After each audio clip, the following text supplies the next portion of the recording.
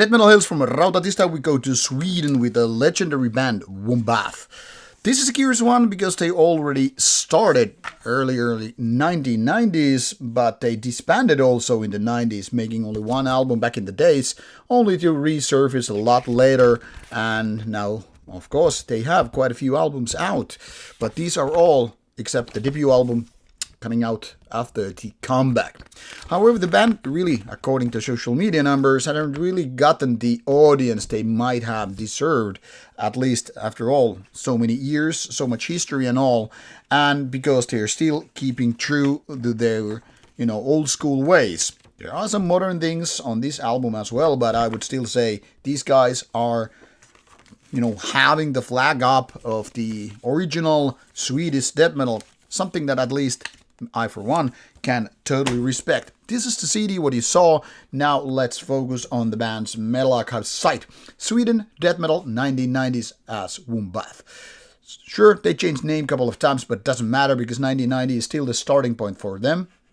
I mean, there were other names before 1990s, but barely doesn't really mean a thing.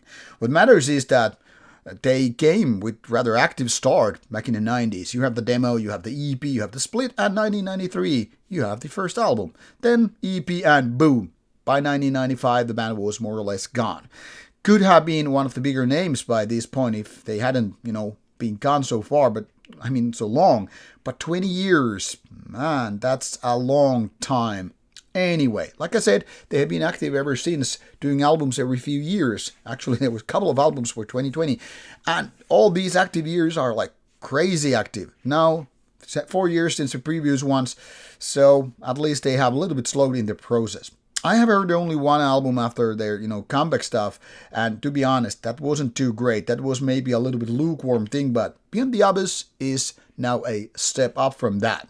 Features 10 tracks, including intro, and 42 minutes. So pretty basic release in that sense. Not overly lengthy, not super short. And, the songs are pretty much the kind of a basic standard good length for a given style. Around 4 minutes, give or take. And that's what you need to do in order to do proper death metal. And as with the cover, at least it looks like 1990s never went away. So this is the kind of stuff that I'm expecting when we're talking about old school death metal. You have the kind of a clumsy logo.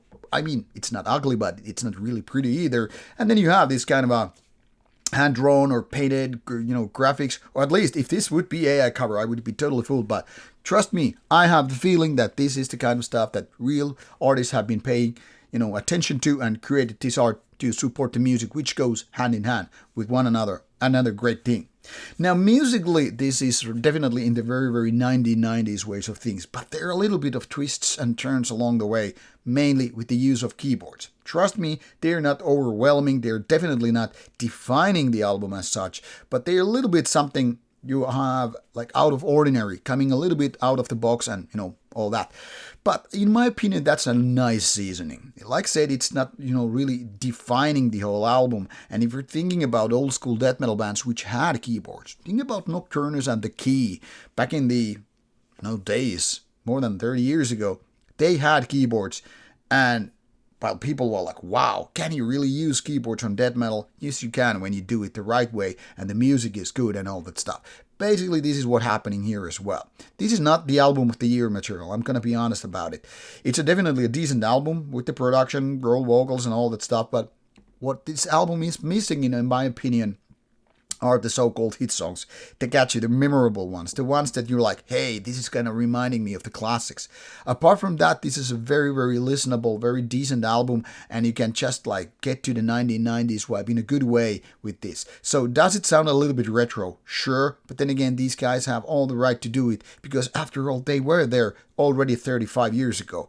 So what it's worth, in my opinion, these guys never stepped too far away from their main game, their forte and all that stuff. So in that sense, this is another chapter of the whole story and all that stuff. And like I said, in a way, it's also a step up from some previous releases over the years. So those who are still looking for old school death metal, not just me, totally should give this a go. It's a decent album and nice ideas. And even if it's not the one that kind of sticks into your depths of your brain, and you're not going to maybe talk about it in 25 years later as, one of the best albums of 2025, you should still do yourself a favor and give this one a go, because it's the way death metal was meant to be, and that should be enough for a lot of you people out there.